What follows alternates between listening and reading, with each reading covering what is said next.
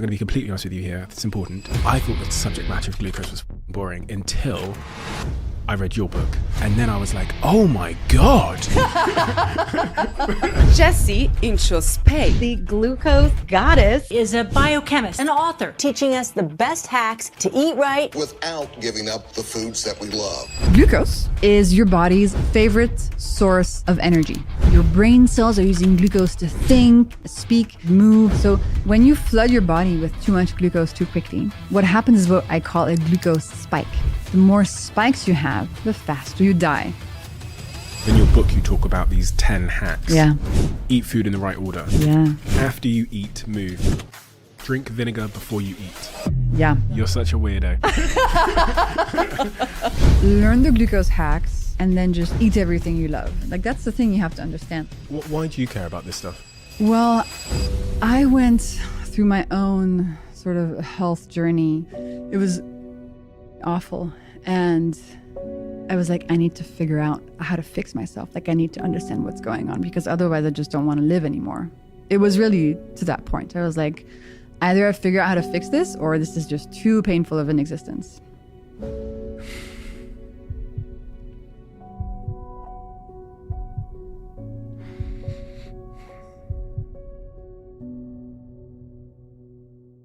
Before this episode starts, I have a small favor to ask from you. 2 months ago, 74% of people that watch this channel didn't subscribe. We're now down to 69%. My goal is 50%. So if you've ever liked any of the videos we've posted, if you like this channel, can you do me a quick favor and hit the subscribe button? It helps this channel more than you know, and the bigger the channel gets, as you've seen, the bigger the guests get. Thank you and enjoy this episode.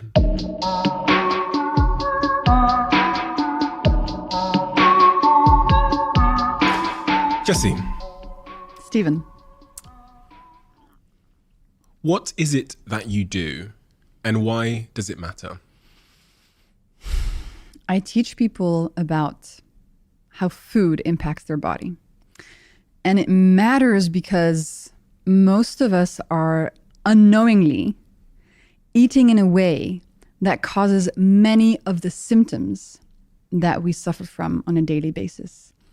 So it matters because once people understand how their dietary habits are impacting them, and once they make change, their whole universe upgrades.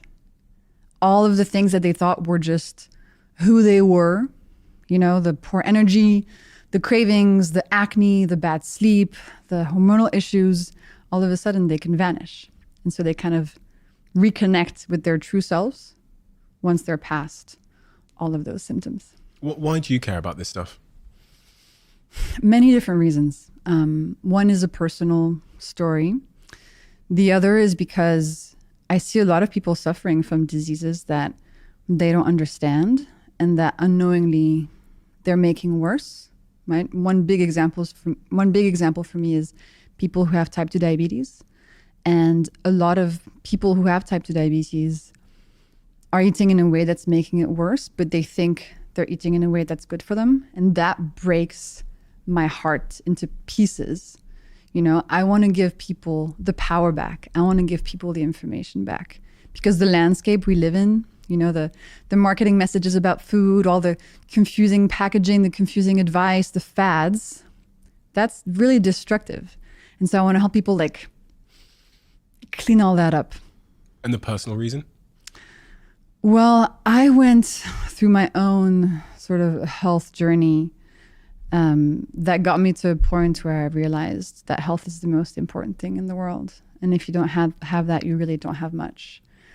And I mean, we can go into some detail into this since I guess we have some time.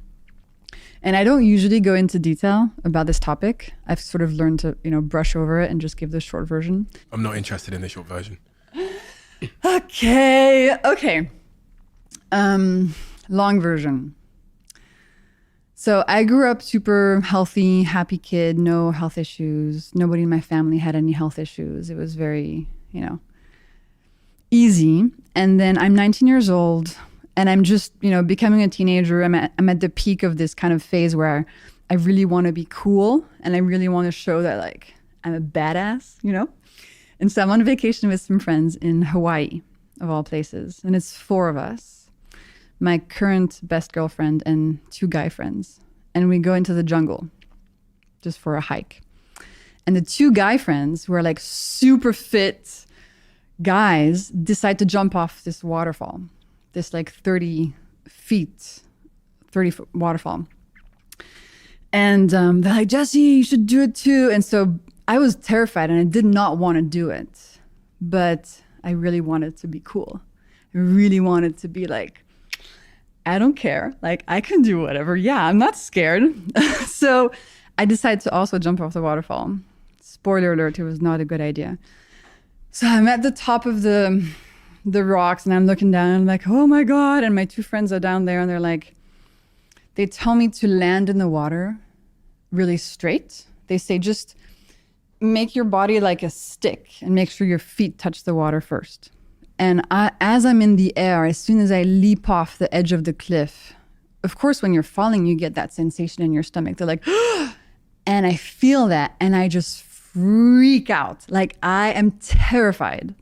And so midair, instead of landing really nice and straight, I kind of like try to stop the fall. So I sort of bend my knees a little bit, but like we're talking a really small change. And as soon as my tailbone hits the water, I feel a huge pain in my back, like cha, like a really intense pain. And so I go under the water, I come back out and I'm like swearing. I'm like, fuck, ow, ow, ow, ow, ow, ow. And my friends are like, oh my God, what's happening? So I managed to climb out of the water, of the pool, and I'm in so much pain, but there's nothing visible on my body. There's no blood, there's no bruising.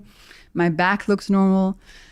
So I'm like, I don't know what happened. I'm in so much pain. They're like, okay, well, let's walk back to the car. You know, don't know what happened. So I walk back a mile in the jungle, you know, with what I ended up learning was a broken back, which was super dangerous. Yeah. The adrenaline, everything was just pumping and allowing me to do that. 24 hours go by. I don't know what's happening. I'm at home with my parents. I'm like, I don't know. I'm in so much pain, but you couldn't see anything on my body. So it was like, I know. So I decided to just sleep it off. The next day I wake up, I'm like, I know. Next day I wake up, I'm still in a lot of pain. So I get taken to like an osteopath or I don't know, a chiropractor or something. And he sees me arrive and he puts like a finger on my back and I'm like, ow, ow. He's like, no, you have to go to the hospital. So 24 hours later, I get to the hospital. They finally do a scan and they say, yeah, one of your vertebrae is in 13 pieces. You need to not move anymore. Here's a corset. You're not allowed to move until it gets fixed. Because if you move, if one of the pieces of your vertebrae like dislodges a little bit, it could rupture your spinal cord and then you're paralyzed. So I was like, okay. I spent 2 weeks at home in the house in Hawaii. We're trying to figure out where to get surgery.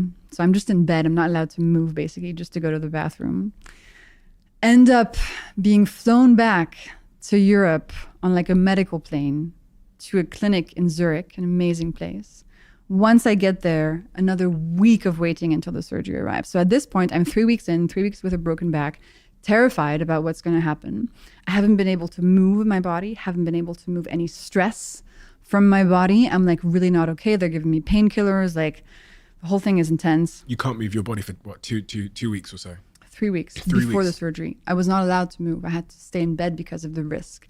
As we were figuring out what to do, as my parents were like, okay, is she going to get surgery in LA, in Zurich? Like, you know, you have to figure out, because then I had to stay in the hospital after the surgery. So it's a real decision of like, where are you going to have the operation? And so I'm in the clinic in Zurich and this doctor comes up to me. He's like, okay, so listen, this is what's going to happen.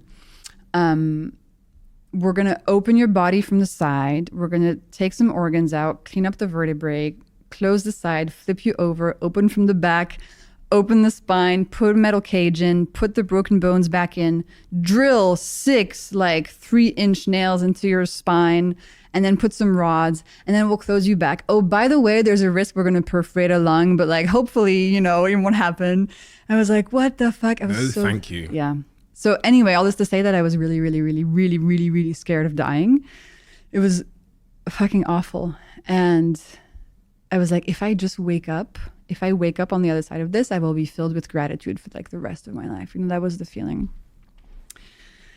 So anyway, surgery happens. I wake up and instead of gratitude, I start feeling a humongous amount of pain, like 100x the amount of pain from the actual break in my back. My entire body is on fire. All of my legs are just like inflamed like crazy. They're giving me like sleeping pills and shit. I'm having the craziest nightmares. A nurse comes into my room every 3 hours to inject, like opioids in my leg. I mean, it's just like fucking nightmare, like total nightmare. I can't move at all because if I move my body, the scars feel like they're going to rip open. I lose like 20 pounds in 10 days. I haven't eaten anything. I don't eat anything for like 2 weeks. Anyway, so horrible physical stuff. But the good news is the physical bit actually heals. Like in 3 months, I'm totally fine. No more pain, feeling strong, exercising again, no problem. But then the real problem starts happening. My brain starts not feeling okay. I start feeling like I'm a bit like in a dream. Like I have this weird sensation of like instead of everything being 3D, it's now 2D. And I'm kind of feel like I'm in a movie, and I look at my hands and they don't look like mine. And I start having panic attacks when I see myself in the mirror. So like my brain starts breaking. And I had never experienced any mental health issues when I was younger. So I super clueless. So anyway, is there a term for that? A medical term for that? Yeah, sort of the closest thing that I've found is depersonalization, which is losing touch with reality and yourself. And I always felt like when those episodes happen, I feel like I leave my body. Like I'm kind of looking from above. And also I become super scared of just existence. So being alive becomes the scariest thing I can ever imagine. And that still happens today? Very rarely. When was the last time it happened? Actually, 2 days ago, I had like 10 minutes of it because I had just taken the plane all the way here to California and I felt quite ungrounded and I could tell there was some stress in my body that was not moving. But now when it happens, like I know how to fix it. I know what's going on. But back then I had no clue. So for a year, I felt like that. Super clueless. And I didn't understand what in my surroundings or in how I was living was making it better or worse. I was completely clueless. I was like, I have this horrible thing happening to me. Nobody understands it. I feel crazy, but I also feel like, shit, this might be the rest of my life. Like this might just be my life now. This immense pain and terror at just existing. So out of all this nightmare emerges a very clear thought in my head, which is if you don't have your health, you have nothing. Like it's health first. Like this is the number one most important thing in life. And bear in mind, I'm 19 years old, which is kind of a young age to have that realization. And Steve and I was like, I need to figure out how to fix myself. Like I need to understand what's going on because otherwise I just don't want to live anymore. It was really to that point. I was like, either I figure out how to fix this or this is just too painful of an existence. Isn't it such a shame that it requires often a traumatic event where our health is tested or we realize the fallibility of it? Is that the right word? Yeah. For us to start thinking and caring about it. I think about this all the time. One of the most pivotal shifts in my life occurred during the pandemic where I vicariously saw the entire world struggling. And one of the factors that exacerbated that struggle or increased your chances of being susceptible to the illness was your health. And I watched vicariously from this lockdown apartment in the north of England through the TV screens as all of these people were being rushed to hospital, etc. And it was the moment that the wake-up call I needed. I didn't need something to fail in my health. I needed to watch the world struggle because of health for me to go, oh my God, okay, so my health is my first foundation. It's not the business. It's not this. It's not my dog, my cat, my girlfriend, whatever. Because if you remove my health, I lose everything. And it seems like you had that because of a tragic incident at 19 years old where you go, oh, you like put your priorities in order. It's a bit like that saying, you have 2 lives and your second life starts when you realize you only have one. Interesting, yeah. And that's a beautiful, beautiful saying. And yes, it is tragic that kind of stuff needs to happen. I think that life should be lived backwards. We would have such a better time. We'd be so much more grateful if we started our life, at 100 years old, with a body that's breaking down, less energy, more difficulty. And if you just got younger, every year, you'd be so grateful. Like, oh my God, like I'm getting, I don't know, my biceps back or my energy back or whatever.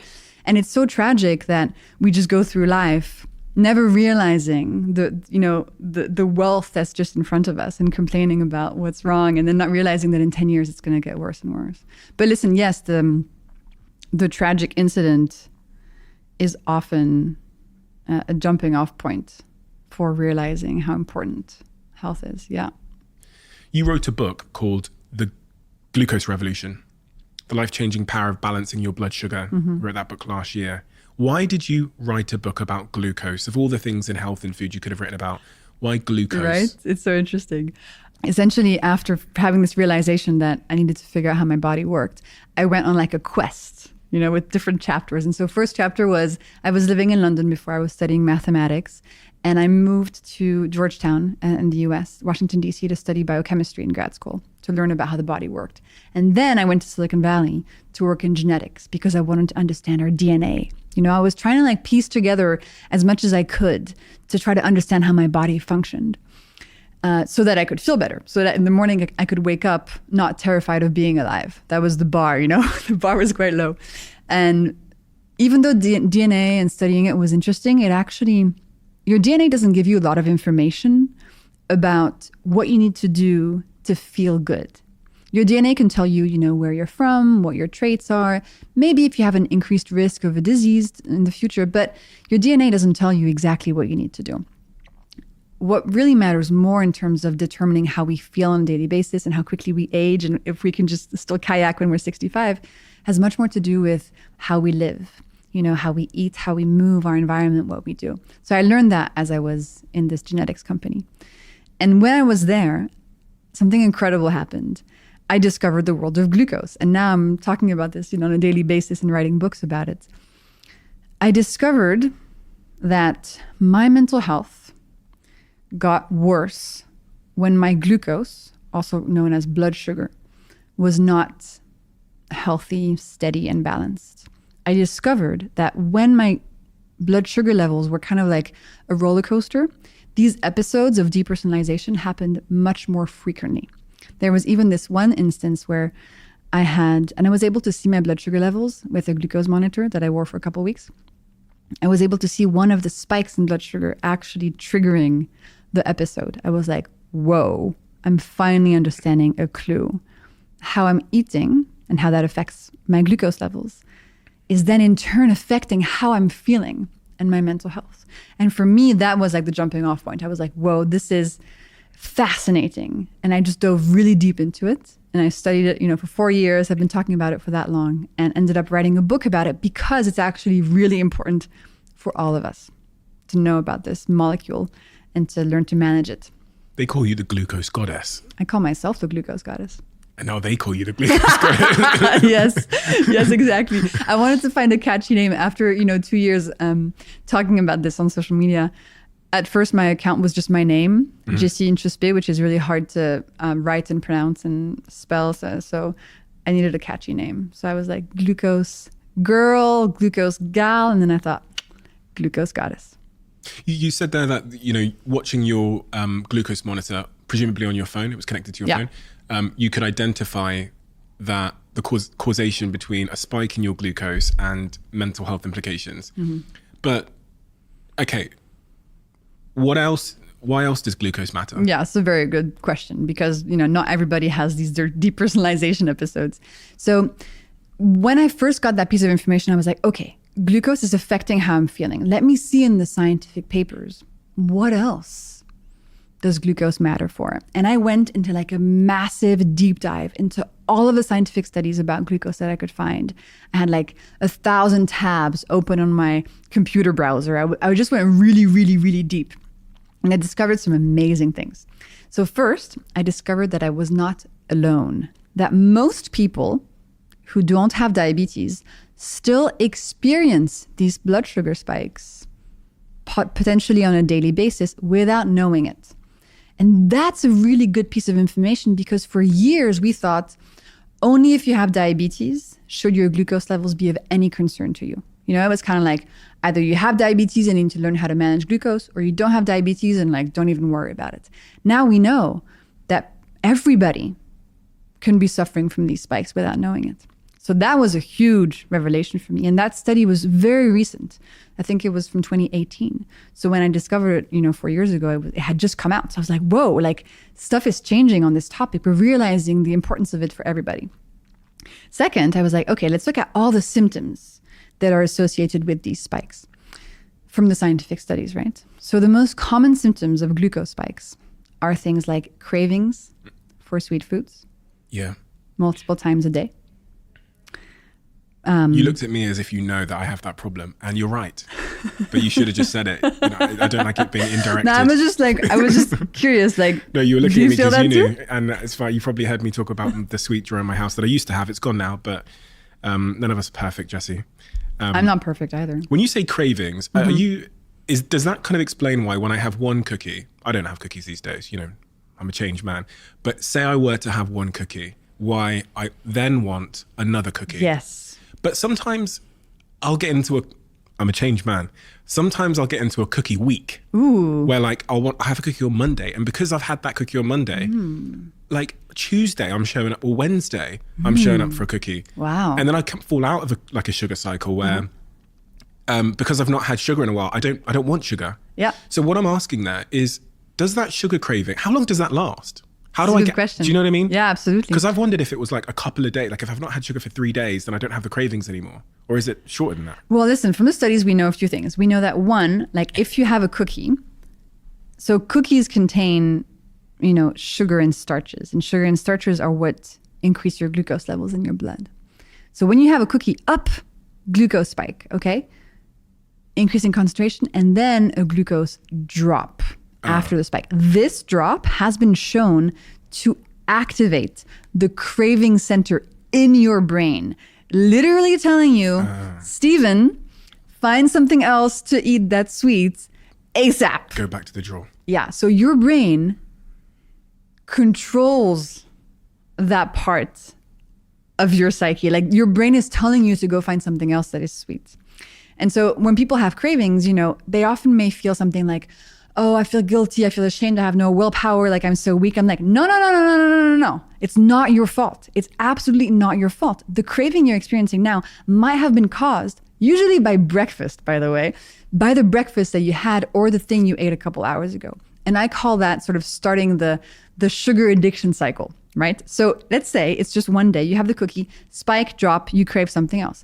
Then if you keep having spikes for 1 day, 2 days, 3 days, 4 days, it's very possible that on day 4, that particular drop for some reason is making you want to have a cookie. Most of us are on this glucose roller coaster and have cravings multiple times a day. I knew it wasn't my fault. It's not your fault, babe. It's not your fault. I knew it wasn't my fault. It's not your fault. And then something else that makes that even less your fault is that when we eat something sweet, it releases a molecule called dopamine in our brain. And dopamine is a pleasure molecule. It's the molecule that gets released when we have sex, when we play video games, when we do like illegal drugs. Humans love dopamine. And so when you eat sugar or something sweet, it's a really easy way to get a hit. And dopamine is addictive. So you have those two things happening that definitely, when you cut out sugar completely, you realize those cravings go away because you no longer have the spikes and the dopamine addiction going on. Some people will hear that and go, it sounds like my body is sabotaging me. Do you see what I mean? It's because that's kind of how Absolutely. And that breaks my heart. Your body just wants you to stay alive. Like your body is not sabotaging you. But unfortunately, when we don't realize that the way we're eating is causing some of these symptoms, we might feel like our body is fighting us. We might feel like, oh, my body hates me. My body's always doing this, blah, blah. I'm like, listen, your body is speaking to you. All those symptoms you're feeling, those cravings, the acne, the, irregular energy levels, all these hormonal issues, whatever, those are actually messages coming from your body telling you, hey, Steven, there's a glucose roller coaster happening here. Like, help me fix it. I think your body wants you to work in partnership with it and is trying to alert you with all of these symptoms. So instead of like blaming our body or feeling like, bad body for doing this and that, if you shift it a little bit, you're like, okay, let me balance my glucose levels and learn how to do this in an easy way. And then as you balance them, you see that all these symptoms go away and you feel like, oh, I'm a friend with my body now. I'm taking care of it. It's taking care of me. And that was a big realization for me in my health journey. Because when I was having those mental health issues, I felt exactly like that. I was like, why is this happening? Like, what did I do? You know? And it was actually my body trying to tell me that there was lots of things that were going wrong. One of them being my glucose levels. So anyway, yes. Am I right in thinking that my body is not built or designed for the world that it currently lives in, and that's part of the battle? Like, absolutely. Because just if you look at, for example, glucose levels, right? Like, the way nature intended us to consume glucose was in plants, right? And when we consumed something sweet, it was usually in a piece of fruit. But pieces of fruit back in the day when nature created them, they were much smaller, much less sweet. They had way more seeds and fiber in them. So it didn't create that big of a glucose spike. But human beings, because of this desire for sweetness and pleasure, have been breeding plants and fruit to be extra sweet, extra juicy. So the bananas and the oranges you see today are not natural at all. They're the result of millennia of breeding. A little bit like how we took gray wolves and we bred them into chihuahuas for fun. Basically, chihuahuas are not like natural animals, right? They're the result of breeding. We did the same thing for a lot of pieces of fruit. And then humans were like, how can we make this go even further? How about we extract the sugar from the fruit, get rid of all that fiber and water stuff, and concentrate it into table sugar? And then how about we put that in drinks and make like sodas or fruit juice, you know? So as human beings, we've created a food landscape that is 100% causing all these glucose spikes. And my philosophy today is not get rid of sugar, don't eat sugar anymore. I'm more like, okay, sugar is everywhere. We love it. It gives us pleasure. Let's learn to eat it in a way that doesn't cause these spikes and doesn't harm our physical and mental health so much. We're going to get into exactly how to do that. I want to go a little bit back upstream. We were talking about the symptoms. Absolutely. So you've covered the cravings. Mm-hmm. Give me some of the short and the long-term symptoms of the glucose spikes. roller coaster. And then I want to know what glucose is, because that's probably a better place to start. No, I think symptoms is cool because most people will recognize a lot of these in their own lives. So cravings is the most common one. Then unsteady energy levels. So feeling tired throughout the day, maybe you have chronic fatigue, maybe you need a lot of coffee to get through the day, you know, maybe playing with your kids is exhausting, picking up the groceries is exhausting, just like you're tired. You know, you're eating, but you're tired. Very common symptom. And we'll get into why that happens maybe in a bit. Those are the two most common short-term ones. Then... What about memory? That's a good question. So the more glucose spikes you have, the more the neurons in your brain are going to work like less well. So one of the most common symptoms of glucose spikes on the brain is actually brain fog. Okay. So feeling like you can't really remember stuff too well. Everything's a little bit blurry. That's basically your neurons not being able to communicate as quickly as they usually do. And it's often felt as brain fog. But then there's a huge link between glucose and long-term brain problems like dementia and Alzheimer's. Some people even call Alzheimer's type 3 diabetes because it's so linked to your glucose levels. So the brain, if you want your brain to be in optimal top shape, steadying your glucose levels is really key. What if I want to sleep like a baby? Yeah, absolutely also. So the more spikes you have, the less restful and deep your sleep will be. So if you want to sleep like a baby, absolutely. If you're somebody going through menopause and you want to reduce menopause symptoms, also looking at your glucose levels is a very important place to start, because the more spikes we have, the worse those symptoms get. Talking about hormones, there's also a huge link between glucose levels and fertility. So in females today, you know, there's more and more rates of infertility. There's something called polycystic ovarian syndrome, which is more and more common. That also is extremely linked to your glucose levels. And again, the first place to look if you want to fix your hormones is balancing your glucose. Other stuff, and there's a lot of symptoms here because glucose affects every single system in the body. So there's not a single disease or condition that doesn't get better when you balance your glucose levels, essentially. But I'll go into a few more examples. Skin. So inflammation is a direct consequence of glucose spikes. And on the skin, inflammation can be seen as acne, eczema, psoriasis. I have no idea. You know, there's two words that have just exploded into like popular conversation over the last, I'm going to say 12 months, but I'm not that deep to know how long this conversation's been happening. But one of those words is the word glucose. I've just seen it everywhere all of a sudden. And the second word, which I've seen even in more places, is that word you just used, inflammation. Yeah. What is inflammation? Inflammation is a stress response from your body that is supposed to help you and clean things up. So for example, when you get sick, when there's a virus or a bug that's attacking you, your body essentially creates inflammation to combat that enemy. The problem is inflammation now often happens against your own body or just like chronically at a low level, and that causes many, many, many issues. So it's a state of stress of the body. And it happens in all of us. It can happen in all of the cells in our body. Absolutely. And today, 3 out of 5 people in the world will die of an inflammation-based disease. 3 out of 5? 3 out of 5. The World Health Organization calls inflammation like one of the biggest problems of our century. It's basically just a way to say that your body is not healthy. There's problems going on within. Because inflammation can be caused by so many things, by like smoking, alcohol, glucose spikes, stress, environmental toxins. It's just like a state of unhealth of your body, if you will. And so on the skin, the most common sort of visible consequences of that inflammation are acne, psoriasis, eczema. And then talking about skin, so the more glucose spikes you have in your body, the faster you age. And that shows on your skin as wrinkles, but also on the insides. Things slowly deteriorate and break down. And there's a funny image for this. So from the moment you're born, your body is slowly cooking. You slowly cook, let me explain, like a chicken in the oven from the moment you're born. And then when you're fully cooked, you die. Your face.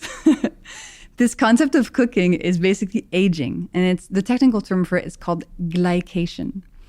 And the more glucose spikes you have, the faster this process happens. So if you want to age less quickly, and if, when you look at 2 people who are 65, one is clearly younger than the other, like biologically, right? And you can impact how quickly that aging is going on. One of the ways being through reducing your glucose spikes. Okay, and then long term, we talked about type 2 diabetes being the leading sort of long-term condition linked to glucose levels. So the more glucose spikes you have, the faster you'll develop prediabetes and type 2 diabetes. And then finally, I'll also mention that glucose levels are linked to cancer and heart disease. So essentially, to give you a summary, if you have a lot of glucose spikes, things are not going to go super well. You're going to have lots of symptoms, short term, medium term, long term. If you currently feel, if you're like, I could feel better than I do, which most of us probably feel, then balancing your glucose levels is a really, really freaking important place to start. It's like the base layer of your physical and mental health. It's really key. But most of us don't have that sorted. So to summarize, there's short and long-term symptoms there that I've written down here. Short-term symptoms, if we aren't able to flatten our glucose levels, then we face the chance of having constant hunger and cravings, chronic fatigue, poor sleep, colds. You talked a little bit about the immune system and the implications there. Brain fog, you described it as long-term brain fog. Longer-term effects, acne, aging, arthritis, Alzheimer's, dementia, cancer risk, mental health, infertility challenges. Yeah, and to be clear, like glucose is not everything, right? There's many things that matter in our health, like emotional connection, medical care, sleep, stress, exercise. But learning to balance your glucose levels is like learning. Okay, I have a fun image to use for this. It's like, imagine you're walking into an airplane, and before you go sit at your seat, you kind of peek into the cockpit, and you're like, whoa, lots of buttons in that cockpit. On the ceiling, on the sides, there's all these levers. You're like, oh, I'm happy I don't have to fly this plane. You're the passenger, right? And you're happy the pilots know what they're doing. In the case of our body, it's interesting because we're both the passenger. We feel what's going on, we're kind of victims to what's going on, but we're also the pilot. We're in charge of our decisions. We decide what we eat, what we do, but often we have no clue how to fly the plane. We have no idea how our body works. So it becomes very complicated to figure out where to start. And we have all these opinions, this marketing, blah, blah. And it can be really confusing and quite daunting. So to me, learning to balance your glucose levels is like learning about the most important lever in the cockpit of the plane. It's like, if you know about this lever, you can take off, you can fly, you can land. It's like the most important thing. And it will help you get to a point where you're kind of cruising and you're like, okay, I kind of have a handle on things. My symptoms are kind of getting better. So to me, that's the way to think about it. So this begs the question, which I probably should have started with, which is, what is glucose? Mm-hmm. Now, in my brain... Yeah, tell me what you think. Which is a slightly undeveloped brain on this subject matter. I've just always thought of it as sugar. Yeah. So I've just thought of it as the sugar I eat is turned into this thing called glucose. And then the glucose runs around in my body and my blood and seeps into everything. Yeah. Well, that's a pretty good, thank you, like high level definition. And I think that's what most people who know a little bit about the topic think. So let me explain so you know exactly what it is, because that definition, while it's what most people think, it's actually a bit incomplete. So I'm going to give you like the 101 basics. Please. So you understand what's going on. Thank you. Explain it like a 10-year-old. Absolutely. So glucose is your body's favorite source of energy. Every single cell in your body uses glucose for energy. So, right now, both of our heart cells are using glucose to pump. Your brain cells are using glucose to think and speak.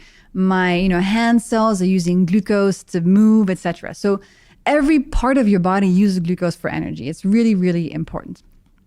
And the main way that us as human beings, we give our body this important substance is through eating foods, and specifically through eating two categories of foods. Starchy foods, so that's like bread, pasta, rice, potatoes, and sweet foods. Anything from your favorite cookie to a banana to a Coca-Cola, anything sweet. So starchy and sweet foods contain glucose. And when we eat them, the glucose is given to our body.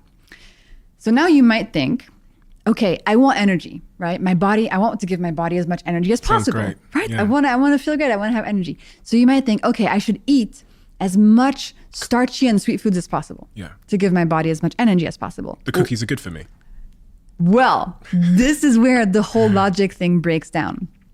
It's a bit like plants. So let's say I go on vacation and I'm like, Steven, can you please take care of my houseplants? You'll be like, of course, Jessie, yeah, my pleasure. I would love to help you. So you would go to my house and give my plants a little bit of water, right? Because the plants need some water. But if you gave the plants too much water, they would end up drowning and dying. And I would come back from my vacation, all my plants would be dead. So the plant got a bit too much of a good thing, and that caused issues. The human body is the same. Some glucose is good. Too much glucose causes all these issues. And most of us are eating in a way that gives way too much glucose too quickly to our body. And that's why we feel all these symptoms. So what's going on at a cellular level when I flood my body with glucose?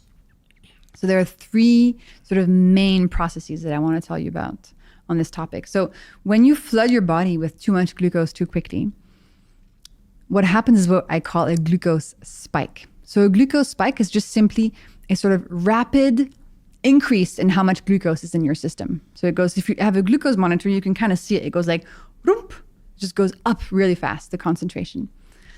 And so the first thing that we need to look at is your mitochondria. So your mitochondria are like little sort of oval organelles inside of your cells, and they kind of have this squiggly line in the middle when we represent them in drawings.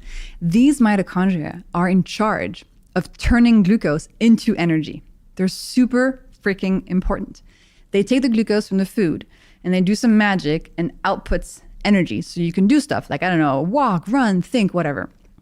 So when a glucose spike happens, all of that glucose heads straight to the mitochondria because that's where it gets processed, right? And your mitochondria, unfortunately, while they like a steady influx of glucose, during a spike, when you give them way too much glucose way too quickly, they kind of like shut down. They're like, I TMI, I cannot, too much information, like I can't deal with this. They sort of go on strike. They get stressed out and they kind of break down. So that's a real problem because you just ate all this food because you were like, I want to give my body energy, right? Sugar in the morning, energy. Actually, on the inside, your mitochondria, the very things responsible for making energy, they break down when you give them too much glucose to handle. So that's the first thing that happens. And when your mitochondria break down, it increases how much stress there is in your body. And it increases that thing we talked about, inflammation, which is not good and creates a lot of like terrain for a lot of diseases to happen. So that's the first thing that happened. Glucose spikes, mitochondria break down, and you get tired. Not good. Second thing that happens is this thing called glycation that I explained, which is aging.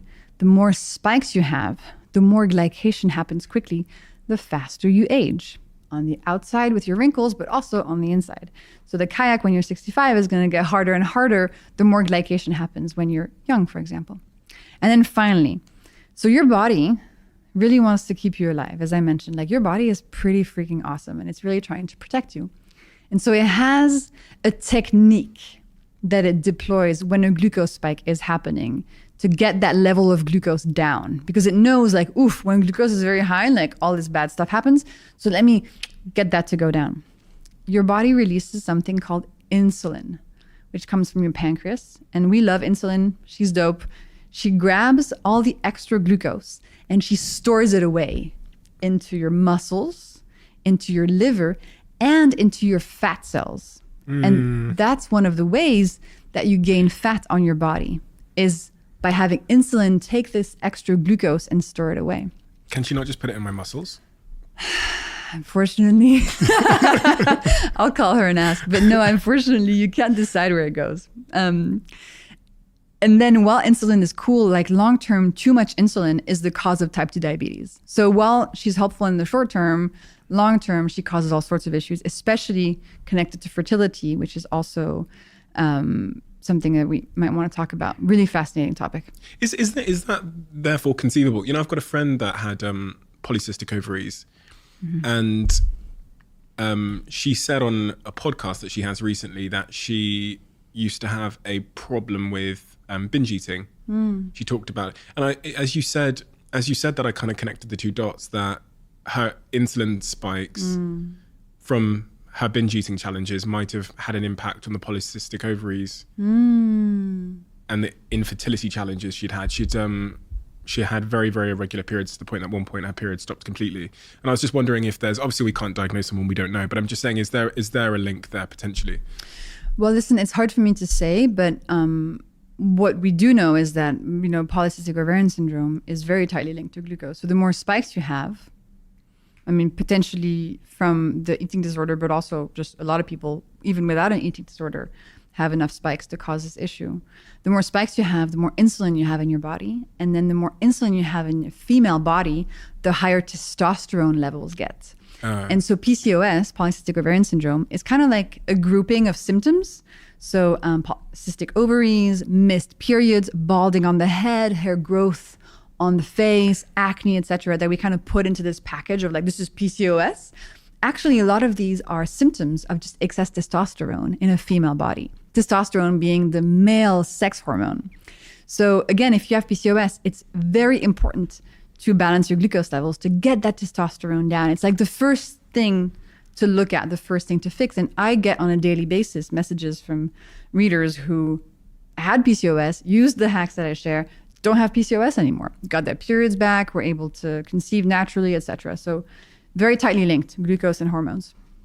This drug insulin, so it takes the glucose and by the way, it's not really a drug, it's like something your body makes. Okay, but then you chemical. can also take it as a drug if you have diabetes, for example.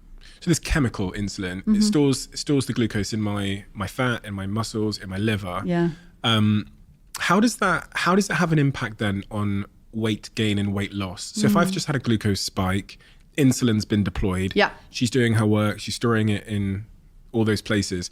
Does that impact my ability to gain and lose weight? Absolutely. So when there's a lot of insulin around, when she's around, she's like, okay, everybody, stop. We're only going to be putting stuff into fat cells, Nothing can come out of fat cells. So when there's high insulin levels, your fat cells become like a one-way street. Things can go in to make them grow in size and quantity. So that's one of the ways you gain fat on your body, and nothing can come out.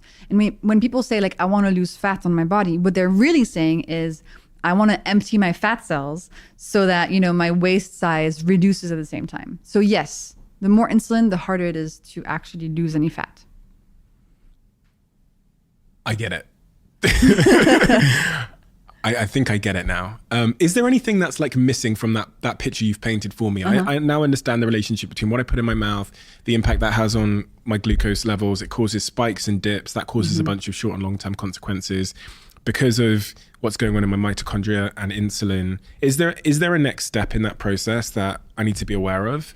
So my insulin is now raised, right? Yeah. She's shut down my fat cells. She's doing her thing. She's storing it away. Is it the chronic deployment of insulin is what I think they call type 2 diabetes, right? Yeah, it's called insulin resistance. So when you have a lot of insulin, it's a bit like... Stops working, basically. Exactly. It's like coffee. Right. Like first time you drink coffee, you're like, whoa! And then over time, the same amount of coffee doesn't do as much to you. Same with insulin. So over time, your body becomes less sensitive to it. It doesn't really obey it anymore very well. And that's called insulin resistance. And that then leads to type 2 diabetes. But I think you got a pretty good overview of, we eat food, creates glucose spikes, all of these biochemical processes. Then our body experiences these symptoms, right? We experience these symptoms of glucose spikes. And I think the important thing to remember is that these symptoms, again, they're messages, right? They're not something that's happening randomly just to be annoying. Your body is not against you. Your body is just trying to keep you alive. But as a consequence of maybe some of the ways you're eating, all these symptoms are taking place.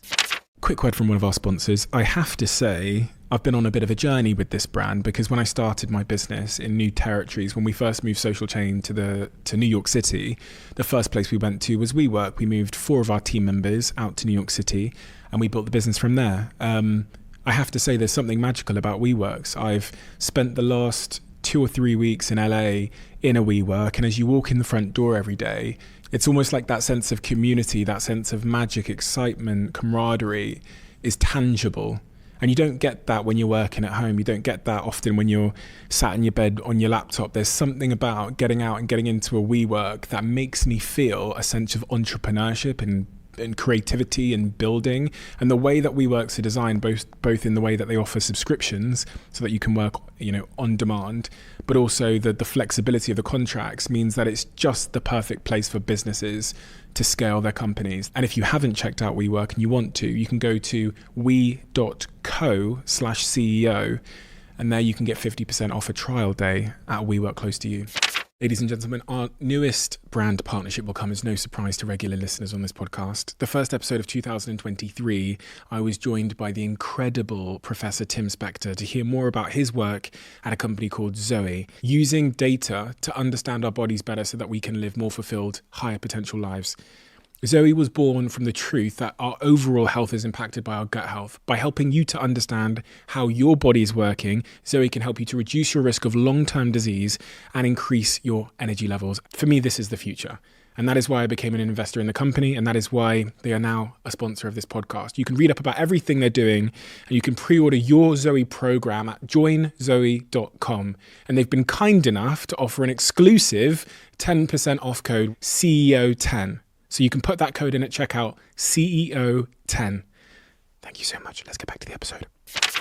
If this gluco roller coaster is bad for me, the spikes and the crashes, how does one flatten the glucose curve? In your book, you talk about these 10 hacks. Yeah. Can we go through some of these hacks to... But for sure, I think that's the most important, really, because... So hack one. Hack one, yeah. Eat food in the right order. Yeah. What did you mean by that? So to give some context, like all the hacks in my books, they are just summaries of scientific studies. So when I was going really deep into all the science, I found, all these symptoms and conditions linked to spikes. And I found also these amazing ways we could still eat everything we loved, but without creating these spikes, right? So still eating everything you love, but reducing any symptoms or any problems you might be having physically or mentally. Okay, so eat your food in the right order. So next time you're faced with a meal, listeners, there's There's something amazing that you should know. If you eat the ingredients in the meal in a specific order, you can reduce the glucose spike of that meal by up to 75% without changing how much you're eating, what you're eating. Just the order has a massive impact on your glucose. So you can still eat the same meal with way less spikes and way less consequences. So the right order is veggies first. I should make a t-shirt. Veggies first, proteins and fats second, and starches and sugars last. So let's take an example of a meal maybe. Stephen, what's a typical meal you have? And then we'll add stuff for the example. Cookies. Okay, so let's say cookies. That's your sugars. Let's say you're having cookies. Let's say, I don't know, you eat fish? Yeah. Okay, let's I say... eat everything, to be honest. I'm so... Other than snails, I've still got a little bit of a psychological issue there, but... I've never tried snails, and I'm French. Really? It just grosses me out. That's something you need to figure out. Okay, so let's say you have like some fish, some broccoli, some pasta, some olive oil and avocado, and a cookie. So the right order for your glucose levels is going to be the broccoli first, then the fish, then the pasta and the cookie. And the avocado and olive oil, you can kind of have it like with the fish. Now, this is an interesting like theoretical thing to understand. It might not always be very practical to just separate out your meal and be like, okay, this first, that then, that then. But there's a few things you should know. Number one, you don't actually have to wait between any of these foods. You can just eat them one after the other and still get the amazing impact on your glucose levels. And number two, really the most important thing here that we need to learn from this scientific study is that the veggies should come first. So what I do now and what my community does is that we always have a veggie starter at the beginning of a meal, and then we just eat the rest of the meal kind of normally. And that already has a massive impact on your glucose levels and how you're going to feel. A lot of people, when they do it very much in the opposite order in terms of like kind of they leave the veggies on the side of the plate. I think when I was a kid, I'd go for whatever was tasty first. And then when the green stuff. I always went for the pasta first. Yeah, exactly. Yeah. And then it was like a requirement. So often parents will say, eat the fucking greens as well before you get your dessert. That's interesting. I mean, although in restaurants, obviously dessert comes last, which is probably... And in restaurants also, bread usually comes first. And so let me explain why it's so important to avoid having the bread first. So bread is a starch. And as I explained, there's starches and sugars, and those are the two things that turn into glucose when we digest them. And so when we eat something that contains glucose on an empty stomach, so when we eat it first, like a piece of bread, the starch breaks down into glucose molecules in your stomach and then shoop, makes its way super quickly into your intestine and your bloodstream because there's nothing stopping it. There's like, hey, just like roller coaster. So it goes straight from your mouth to your bloodstream. So very quickly, the glucose makes its way to your bloodstream and increases the concentration and causes a spike. Now, if you start your meal with veggies instead, this is what happens. Veggies contain another superwoman.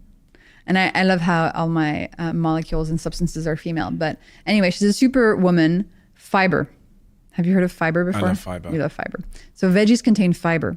And fiber, when we eat it at the beginning of a meal, she does something absolutely amazing.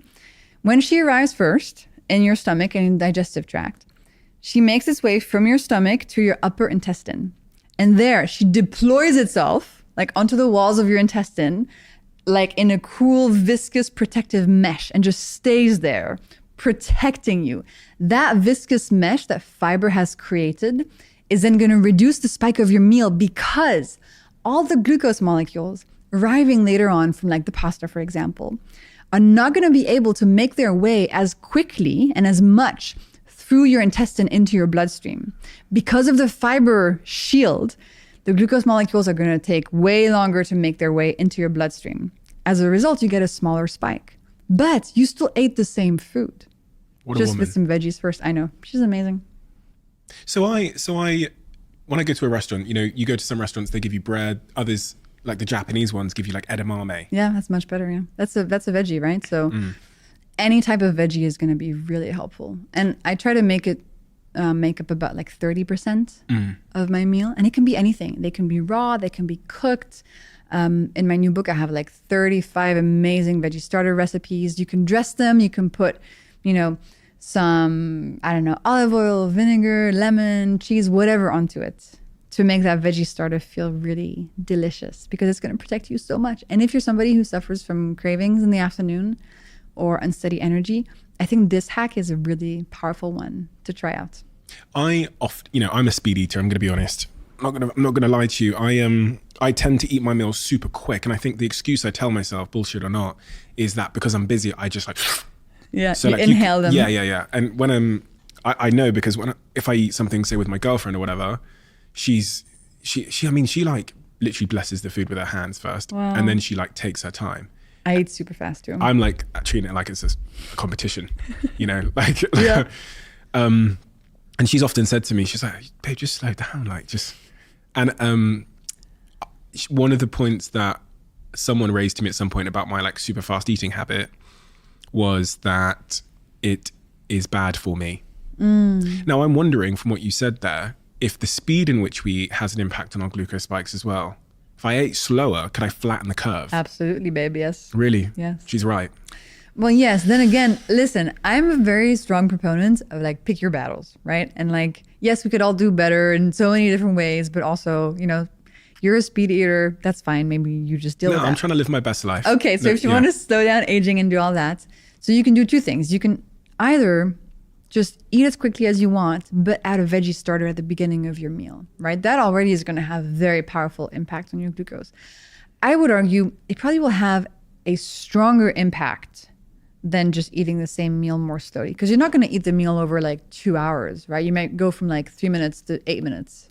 It's not that big of a difference. The veggie starter will have a much bigger impact on your glucose than just increasing that by a few minutes.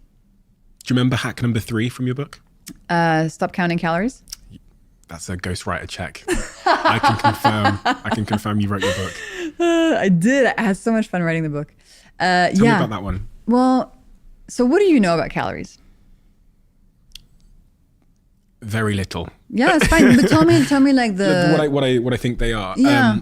Or just generally it's a thing. Yes. Thermo. Oh, I'm talking like a much simpler definition. Okay, I was going to try and impress you. So. Oh, sure, you can if you want. Please. It's like a thermonuclear reaction where a calorie is the measure of how much heat is required to break down a molecule of food. It's really not bad. Thank you. Wow. You really should give yourself more credit, because before we started, you were like, I know nothing about food and biochemistry. Actually, you know some pretty good stuff. I know from just like doing this podcast. Yeah. So, and this is why I really do it, because for very selfish reasons. And I realize that it's helping a lot of other people that are also idiots. But that's what I know from guests that have sat here. So that's my definition of a calorie. Fantastic. So I think a lot of people will also say like, oh yeah, calories are bad. Like I need to eat not too many calories, otherwise bad stuff happens and I gain weight or whatever. So I want you to know how calories were actually invented and measured, because it is completely mind-boggling. So the way that scientists first started measuring the calories in a food is the following. Okay, so let's use our imagination here. The scientists, they took a box, okay, and they put a food in that box. Let's say that cookie. They put the cookie in a box. Then they put this box with a cookie in it in another box that contains water. So they submerge the cookie box in water, okay? And then somehow they light the cookie inside the small box on fire. They burn the cookie and they measure by how many degrees the water, the surrounding water, increases in temperature. That is how we measured calories. Literally measuring how much heat happens when we burn that food. So as a result, you might say, okay, well, you might test a cookie in this setting and you might test it against, I don't know, an avocado. And you might see that the temperature in that big box increases by as many degrees for both the cookie and the avocado. So from a calorie perspective, you'd say these two foods contain the same number of calories. But that's a really reductive way of thinking about food. It's almost like thinking these two books are both 500 pages, therefore they're the same. You see how that's a problem? The number of pages in a book doesn't tell us anything about what the book is about, who wrote it, what are the words, what's the message, no clue. The calories in a food also gives us no information about what's actually in the food. how is that food going to impact how I feel, my physical health, my mental health, my glucose levels? So I want to teach people about the molecules in the food. So they actually start recognizing like, oh, that food is going to make a spike. That food is not.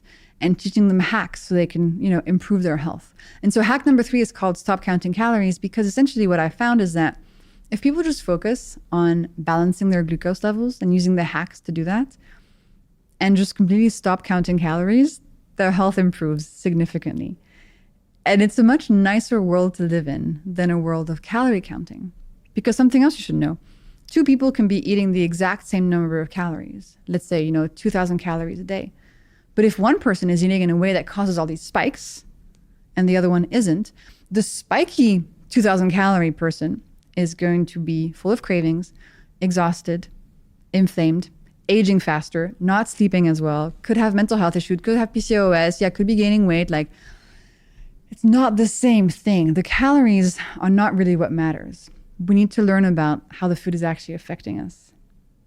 Interesting. I find that so interesting because I was thinking as you were speaking, you answered it there at the end, that a lot of the reason why people do count calories is for weight loss or weight, gain reasons. But because of the glucose spikes in one set of 2,000 calories, one meal that will give me 2,000 calories, it will have a significant impact on the insulin levels. And also on how you're feeling and how you're doing and how difficult, that fat loss is or not. How much of a good time you're having along the way. That's the nuance that really, people use calorie counting as a tool, I guess, but that's the nuance that's really missing if you really want to achieve any of those goals for whatever reason you have. Absolutely. And then, restricting calories. Of course, like if you go from 2,000 calories to, I don't know how many, but fewer than that, you're essentially reducing how much you're eating, right? So yes, it's possible that'll lead to weight loss. But that's not really sustainable. Like, do you really want to count calories for the rest of your life? Like that just, I don't know, that feels really difficult to me. And second, it doesn't tell you again, like what you're eating. So you're reducing quantity. So that can lead to consequences, but it might not be improving your health at all. You might be losing weight on your body, but actually, increasing the problems and the symptoms and the conditions. So I really hope people stop counting calories and through this science, just kind of learn how to approach the food landscape and how to approach food habits in a way that heals them from everything they want to heal from without the sort of calorie thing. Breakfast. Yeah. What do you have for breakfast, Stephen? Today? Yeah. Nothing yet today. I ordered food, right, to this wonderful studio here in London at 10:30 a.m. and it said it would take half an hour to get here. And it got here when you arrived. Now I looked at it and I thought, if I eat this, then I'm going to have some kind of dump halfway through this conversation. So it's just sat. Can I ask what you ordered? No. Okay. Because some breakfast foods will have that impact and make you feel tired. So I ordered a breakfast wrap. So it's got eggs, avocados, bacon in it, and it's like a gluten-free wrap thing. And I was looking at it thinking, because of this bread, I think the bread is probably going to make me have a dump. And I don't ever want to have a energy dump halfway through a conversation. I don't want to fall asleep. That's rude. That would be, midway through the conversation. So I've not eaten yet. Interesting. I had coffee. So actually, your choice is a pretty good one in terms of glucose. So the main thing we want to do to steady our glucose levels is have a savory breakfast instead of a sweet one. So we want to have a breakfast that contains protein, like eggs, fish, meat, protein powder, maybe some fat like the avocado, that's fantastic, and maybe some fiber if you want to add some veggies in there. And then any sort of breads or starches or potatoes should be there just for taste. It should not be the centerpiece of the breakfast. And then importantly, for a savory breakfast that keeps your glucose level steady, we shouldn't eat anything sweet at all for breakfast, except whole fruit if we want some. What's the difference between whole fruit and whatever isn't whole fruit? Ooh. Well, as I explained, fruit has been bred by humans for a super long time to be extra sweet, extra juicy. So today, when you look at an apple, for example, it's really been pumped full of sweetness and sugar and made really easy to eat. I had this conversation this week with my partner. She was offering me some fruit and because now I'm like a food, arrogant little food guy because of all these conversations I've had, I was like, babe, it's got sugar in it and they've bred it. And then she was like, really? And we had a conversation about it, and I Googled it, and I said, I Googled like the historic banana and apple and the pear, and I showed her, and she was like, what? Because they obviously, the fruit we have today is so bright and big. Absolutely. So like and easy to eat. Yeah, exactly. You peel it, but and then I showed her some of these pictures of these old bananas, and they're like tiny and they're like full of seeds and stuff. Full of seeds and tiny and actually quite tart. You know? You wouldn't really eat that many of them. No, you wouldn't want to, yeah. And so even though fruit has been bred for a super long time to be extra sweet, if you want to eat something sweet, it's still the best thing to eat because of the fiber that fruit contains. And as they explained, fiber is protective. In whole fruit. In whole fruit. So now here's the thing.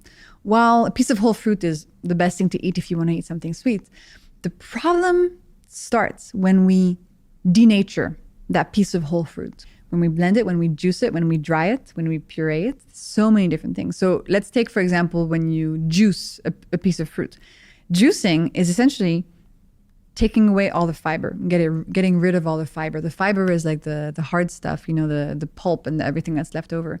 So if you juice like an apple, you're just taking all the sugar from the apple, putting it in water, and getting rid of all the protective fiber. So all of that super concentrated sugar that's been bred into that piece of fruit, you're now giving to your body in a really, really fast way. And as I explained, the speed of delivery is really important. The faster all that sugar arrives, the more your mitochondria get hurt, the more the spikes are happening, inflammation, etc. And so when you drink apple juice, you're essentially drinking like the amount of sugar in 2 already pretty bred apples and drinking it in a few seconds. And so your body is experiencing a massive spike. And your body doesn't care whether the sugar came from a piece of fruit or if it came from like cane sugar and is in a can of Coca-Cola. The molecules in the apple juice and in the can of Coke are the same. Your body does not make a difference. Your body's not like, oh, this sugar came from fruit, not going to cause any issues. Oh, this sugar is from Coca-Cola, oh, it's going to cause problems. Your body does not care. And in a can of fruit juice, there's almost as much sugar as in a can of Coca-Cola. So when we eat fruit juice, we have to do it in a way that's like, okay, this is dessert, right? This is for my pleasure. This is not for my health. This is going to give me pleasure and maybe make me feel a bit happy, but it's not going to help my body. Which one of these bastards told me that fruit juice was good for me? I've been drinking this stuff like I was... Me too. Growing up, if I went and had fruit juice, I was like, well done, Steve. Yeah. You've done future Steve a massive service there. And then I got to fucking 30 years old and people start telling me that fruit juice is bad for me. I'm like, who lied to me? Do you want to know who lied? Who? The people who make fruit juice. Yeah, I thought it would be them. Yeah. And same for me, I grew up drinking orange juice and a Nutella crepe every morning for breakfast. Well, no, come on. You knew the Nutella crepe wasn't good for you. I mean, yeah, but I was like, oh, I'm having orange juice, so it balances it out. I had no idea that I was just eating starches and sugars, just eating a massive glucose spike for breakfast. And when you create a big glucose spike at breakfast, your entire day then becomes completely like a glucose roller coaster. The breakfast spike really dictates how you're going to be doing for the rest of the day. So what is a whole fruit?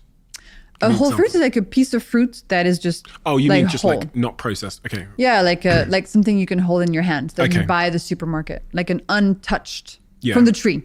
Okay, I thought it's not a certain type of fruit. It's just you're talking about the state of the fruit. Yeah. Okay. What would be a better word for whole? No, I guess that is the word. I'm just an idiot. Like a piece of, I don't know. Whole is probably the right word. Okay, yeah. Okay, so I'm not going to have any... So granola. I used to think granola was... I was like, again, doing my health a service by eating granola. So listen, if you're having a great time, no symptoms, feeling amazing, top energy, no cravings, no hormonal issues, no skin issues, whatever. I want to be Superman.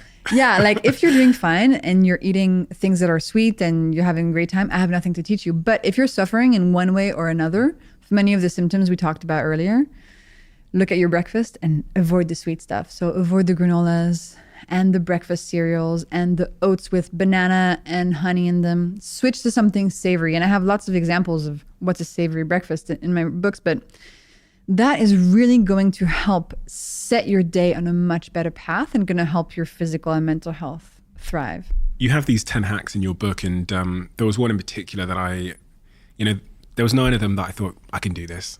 And then there was this other one where I was like... Let me guess. Which one do you think it is?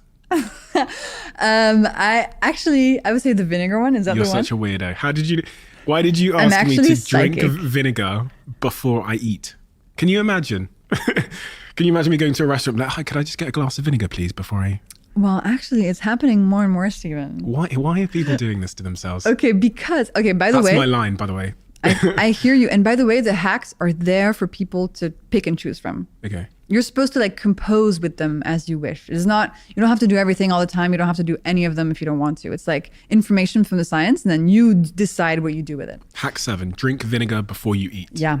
So the scientific studies show us that if we have 1 tablespoon of vinegar in a tall glass of water, so this is a pretty good size, 1 tablespoon of vinegar in a tall glass of water before a meal can reduce the glucose spike of the meal by up to 30%, and the insulin spike by up to 20%, which is important because, insulin is also something we want to manage. And you might be wondering, how the heck does that work? Well, vinegar contains another cool molecule called acetic acid. And acetic acid does 2 main things that help our glucose levels. Number 1, you know how I explained that starches, they break down into glucose when you digest them? Well, acetic acid slows down that process. So it slows down how quickly, for example, a piece of bread is going to break down into individual molecules. So it slows down how quickly the molecules of glucose arrive in your bloodstream, which is, again, what we want. We want to slow down the velocity. And second, acetic acid goes to your muscles, and it tells your muscles to soak up glucose as it arrives into your body. So glucose arrives more slowly in the bloodstream, and muscles soak it up as it gets there. So those 2 actions reduce the spike of the meal without you needing to change any part of that meal. So if you wanted to have that cookie, and you wanted to have the cookie without setting off a glucose roller coaster, without setting off that sugar addiction, having a vinegar drink before would be a really good idea. I'll think about it. Moving on. Hack 8. After you eat, move. People say this, they go for walks and stuff after the Christmas meal or whatever. But why is that from a scientific perspective important? It's interesting because it's been around culturally for a very long time, right? The post-meal walk, etc. Even the veggie starter. I mean, in France, we have this thing called crudité, which is raw veggies at the beginning of a meal. We've had it for forever, just culturally. In Italy, antipasti, veggies first, etc. So it's cool to see that a lot of these hacks have been around for a very long time, but now we understand how they work. And so we're able to be like, oh, I want that back in my life. So moving after eating. So your muscles, when they contract, they need energy to do so. And the first place they look for this energy is in the glucose in your bloodstream. So we can use that to our advantage. The more a muscle is contracting, the more glucose it needs. So if we use our muscles for 10 minutes after a meal, some of the glucose from that meal will make its way to your muscles instead of just standing there and creating a spike. And so you can use your muscles in lots of different ways. You can go for a walk, you can clean your apartment, you can play with your dog, you can go to the gym, and you can do my new favorite thing, which is, let's do it together, Stephen. So put your feet on the ground and do some calf raises. Do you know what that is? You just go into your tippy toes and back down, calf raises, and you feel your calf contracting. Yeah. So this is actually a really effective way to get your muscles to soak up glucose, because there's a muscle in your calf called the soleus muscle, which is really extra good at soaking up glucose. So for example, after a meal, you're at work, you're at your desk, you want to reduce the spike, do some calf raises like this. Nobody will see, and you'll be helping your glucose levels. People are going to think I'm so weird. They're going to see me have this shot of vinegar and then sit here like there's something in my shoes. Yeah, but then they're going to be like, damn, Stephen is doing so great. Look, he's 65 and still kayaking. Then they might think they should have done the same. It's a good trade-off. I'm happy to take the weirdness. That's really interesting, because when I think about glucose spikes and movement and stuff and what you've just said there, my mind went straight to being sat on a plane, which I do a lot of. And they bring the food down, they bring the dessert trolley down or whatever, and then you eat the, not me of course, but someone else, a friend of mine, he ate the cookie on the dessert trolley And then he sat there for 10 hours because he was on a plane. Yeah. That sounds like a fucking nightmare. Well, for your glucose, it's not great, but there's lots of things you can do. So first, don't have the cookie on an empty stomach. Have it after some other food. For example, maybe you bought like some nuts at the airport. Have some of those nuts before the cookie. That's what I call putting clothing on your carbs. And then you can do some calf raises in a plane, right? Shot of vinegar. You can do the vinegar. Don't do it as a shot. Make sure you dilute it. It's better for your teeth. Okay. Generally, do you have a hypothesis or an idea or a system for when you travel and what you eat? Yes. If I'm traveling, I always make sure I have a really, really good savory breakfast, even if I'm not hungry, before I leave for the plane. So I have like my favorite, like 2-egg omelet with feta and tomatoes. It's my favorite thing to make.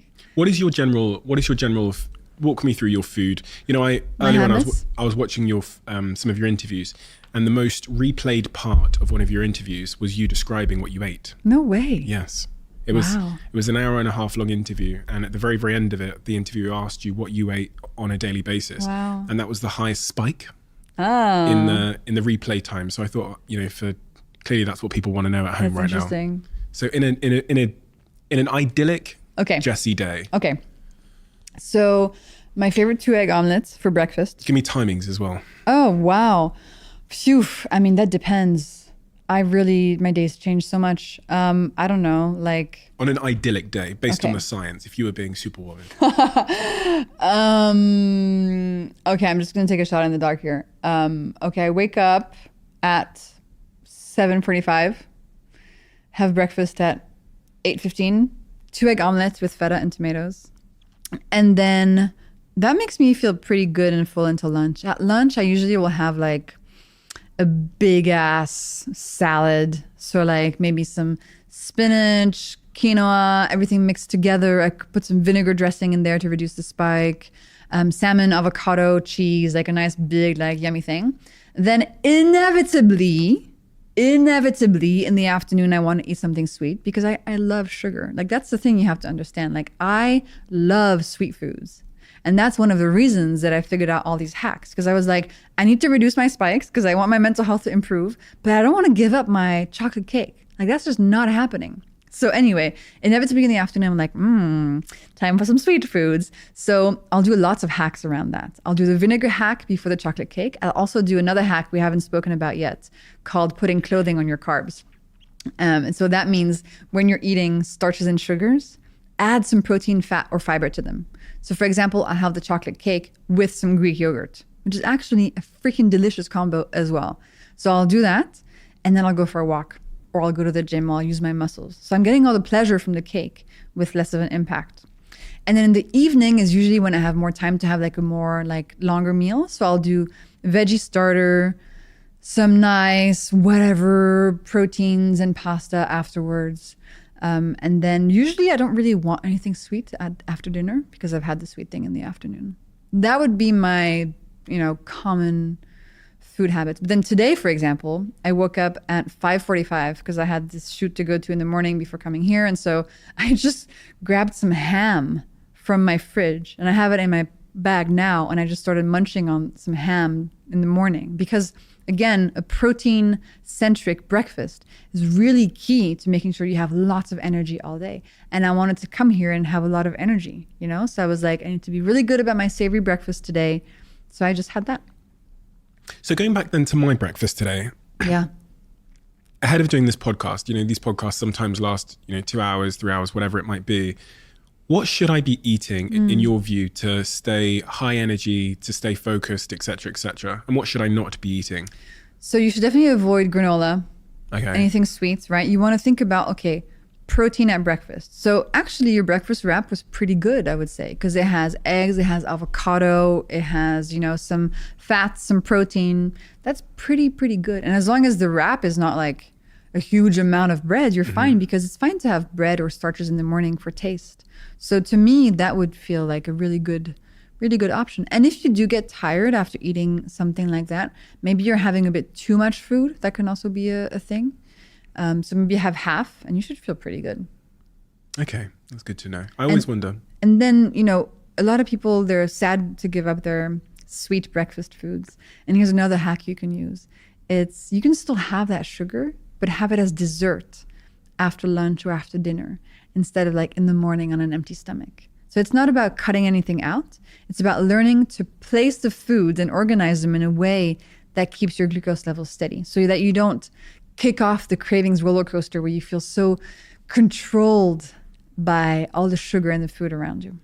You're very, very good at simplifying things, but also making them like both accessible and not intimidating. And that word intimidating is one that I've come to learn is quite prevalent when people are listening to food conversations. Yeah. They feel like, oh my God, it's a lot. And because there's so much, they don't really take anything simple and actionable into their lives. Yeah. So if you were to try and summarize the message you're trying to spread into maybe like a sentence or two that someone can embrace as a philosophy for their dietary choices and their eating habits, what exactly would that be? I think it would be learn the glucose hacks and then just eat everything you love. These hacks, I hope they become, and this is kind of my mission, I hope they become as well known as drink water, brush your teeth. That's kind of the vibe I'm going for. These are fundamental scientific principles that can really help you break free and fast track you to feeling so, so much better. And they will help you cut through all the noise in the marketing, etc., because it's really about how your body functions on like a biochemical level. So sorry, that was more than one sentence, but no, that's you great. get it. And how are you feeling now? You've obviously been on a health journey of your own, but where do you find yourself today? Man, I am so grateful today because, for example, you know, I'm on this trip now and I'm staying in an Airbnb by myself for 10 days. Here in London? I'm alone. And back in the day, you know, when I was 19 and broke my back, I couldn't spend 20 minutes alone. I would have a panic attack. I am so happy of that journey, but I really don't wish it on anyone. Like, it was freaking horrible. But now I'm like, oh, like I did it. I healed. I went through this stuff. I understand my body. And now I just want to make sure that I share this information with as many people as I possibly can. And that's what really excites me. So I'm doing very well. Thank you for asking, Stephen. Are there any sort of misconceptions about food or, you know, glucose or dietary behaviors that we might have missed today? I want to make sure we've really covered it off, you know? Yeah. Is there anything that you think we might have missed? So we talked about calories, which is really important. We talked about fruit. Well, another thing we can talk about, which is a common myth, is that sugar for breakfast gives you energy. We kind of covered it in many different ways, but I want people to understand sugar gives you pleasure. It does not give you energy. It is not good for your energy levels. That's a paradigm shift for me, because I would have thought that having something sugary before doing like this podcast would make me like da-da-da-da-da-da-da. So that da-da-da-da-da-da, that's not energy, that's dopamine. Okay. And even though it feels good for a little while, then you crash and then you want more. It's actually not unlocking like deep biological energy and stamina. It's just making you da-da-da-da. And by the way, sometimes you want the da-da-da-da. Yeah. Like if you're writing something and you're just like, I need some da-da-da, just to eat that cookie, you know. Sometimes we need to use it to our advantage, that dopamine hit. But long term, it's not what's going to be helpful for you. And if you did that thing every time you recorded a podcast, after a few months, you'd feel really chronically tired and you'd be like, okay, this is not working anymore, because your mitochondria would have suffered so much on the inside. Interesting. I have this box in front of me. On the front of it, it says the Diary of a CEO conversation cards. I'm so excited. On the back, it says vulnerability is the door to connection. This is a new tradition. We've taken all of the questions that were ever written in the Diary of a CEO and we've turned them into these cards. And on the front of the card, you can see a question like this, written by the person, and then it says the name of the person that wrote it, and on the back you can see the person that answered it if you scan this QR code. These are available at thediary.com. I need to get this. This is very cool. The reason why we've done this is because, you know, I've come to notice and learn that there's a certain type of question you can ask somebody, and if you have the patience to let them speak, that unlocks a level of vulnerability which is connective for humans. So that's why it says vulnerability is the door to connection, because after I do these podcast conversations with people, especially when we're talking about like real life story centric stuff, I just feel so connected to them. Like we become like best friends in 2 hours, and then we have an ongoing relationship. And I have that with nearly all of the guests that have been on this podcast that have really opened up with me. So we want people to be able to do that at home. I have 4 cards here that I've picked from the deck. I think there's about 60 or 70 cards in the full deck, which is available online. And I've picked 4 here. So I'm going to slide these over to you. I'm so excited. Why are you so excited? Well, my question's not exciting. No, but they were. But like, I love this kind of stuff. I love the vulnerable questions. I love this. Okay. For that reason, I'm going to ask you to pick 2. Okay. We'll see if you regret that decision. No, I won't. Okay. I'm going to slide them over. Okay, so I look at them all? No. Oh, okay. I don't choose. No. Okay, I'm going to pick the 2 middle ones. Okay. And I read them? Please read them and say who wrote the question as well. What is one thing you regret not saying to somebody, and why didn't you say it?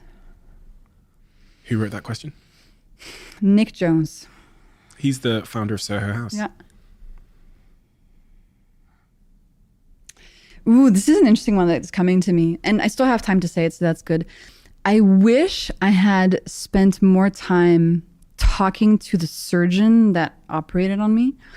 And I wish I had thanked him for, first of all, like how great of a job he did on me, but also just how much love and care he put into my scars. They're really thin and beautiful, and they were sewn like from the inside, and the side scar, it's gonna make me cry.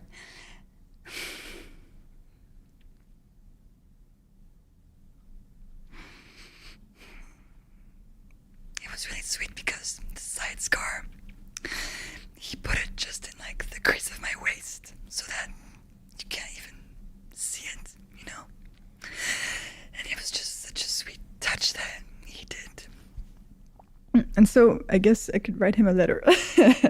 But and that's something that I have every day in my body, you know, and just it was really cool that he did that. So I'm gonna write him a letter. This is making me want to do it because he's still around and alive. So I love it. So yeah, not too late. Okay, second question.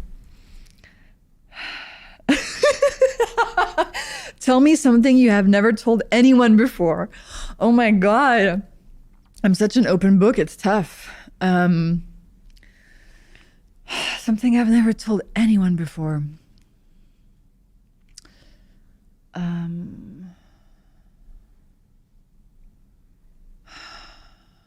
Interesting. Let me think of this one. Gary Neville asked this question. Is that how you say his name? Yeah.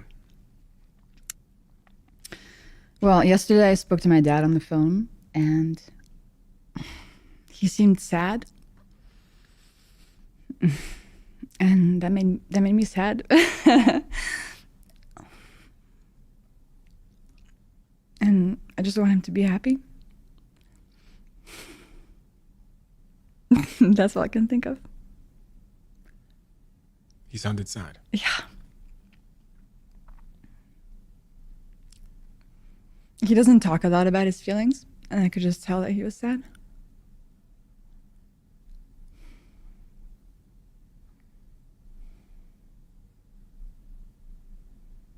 How could you tell?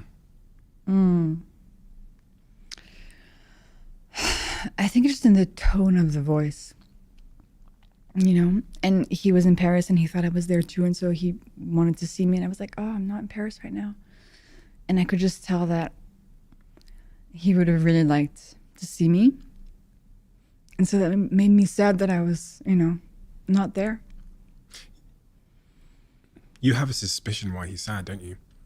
Like a deeper suspicion. Yeah, I think life is a little bit rough on him right now. And I think a combination of lots of stuff. I'm not sure. Like nothing acute, more like a chronic, like kind of feeling. And I just wish I could like wave a magic wand and make sure everybody I love is happy all the time, but you can't.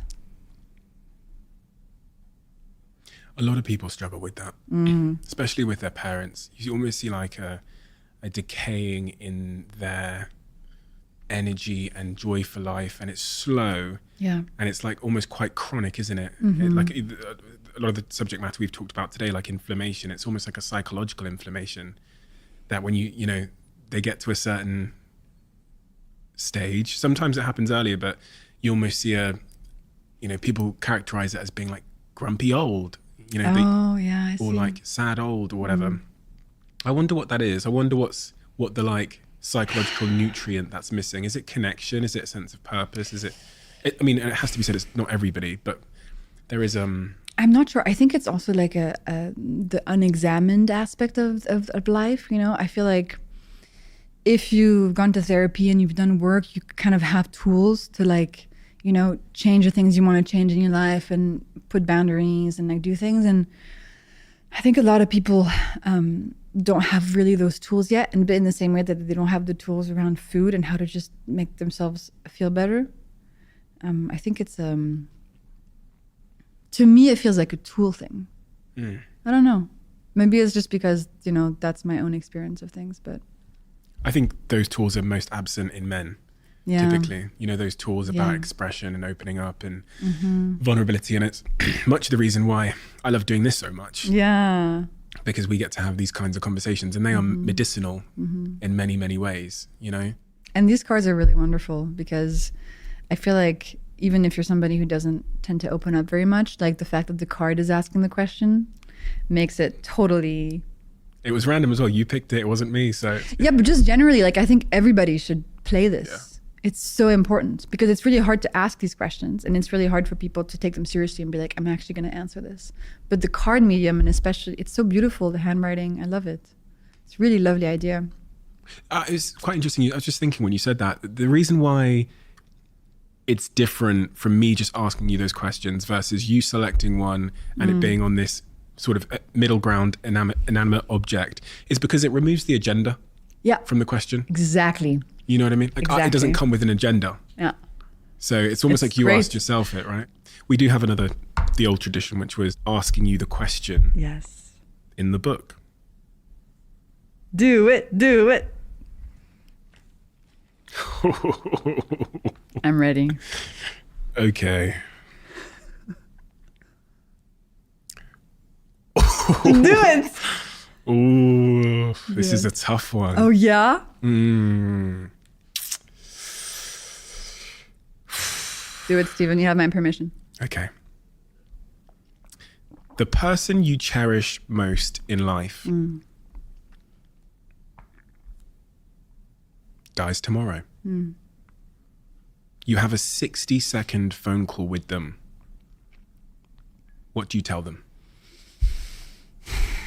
Well, the good news is I communicate a lot. I would say my mom, to be honest, just, I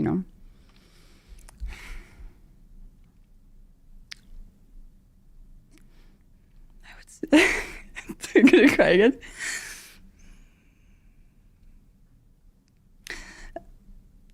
Happily, I would say, listen, it was amazing. Thank you. I feel like I told you everything and you know how I feel about you. And it's really sad, but it would be sad if it weren't sad.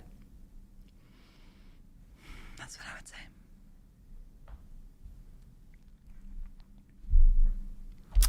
Thank you, Jessie. Thank you. Amazing conversation. You're an amazing person, and the work you're doing is so incredibly necessary because it's turning the lights on to something that is driving us very much from the back room in terms of our health outcomes that most of us don't know anything about. I've been trying to be healthy. I've had the intention, but because of the lack of information, I've been failing without knowing it. Yeah, and it's the motivation thing as well. It's like, how do you make it easy enough that you can actually start today?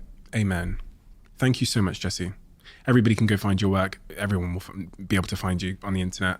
They call you the glucose goddess. You very much are a goddess. And your book about the glucose revolution is a must read for anybody that's listening to this. So I hope everybody goes and gets that book because I'll be honest, I'm going to be completely honest with you here. It's important.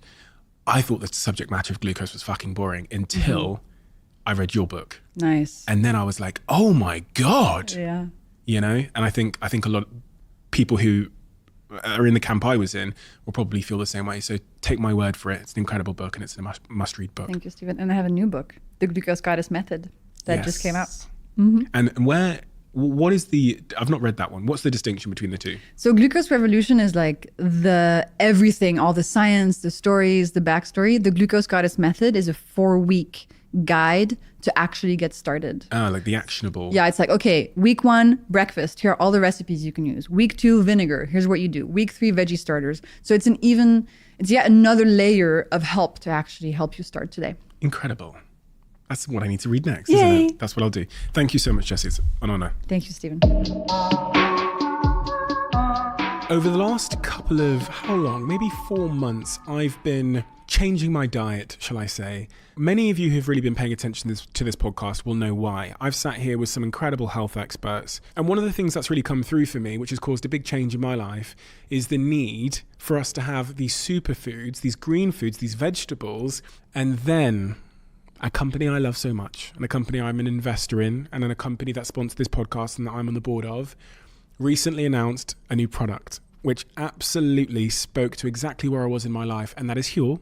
And they announced Daily Greens. Daily Greens is a product that contains 91 superfoods, nutrients, and plant-based ingredients, which helps me meet that dietary requirement with the convenience that Huel always offers.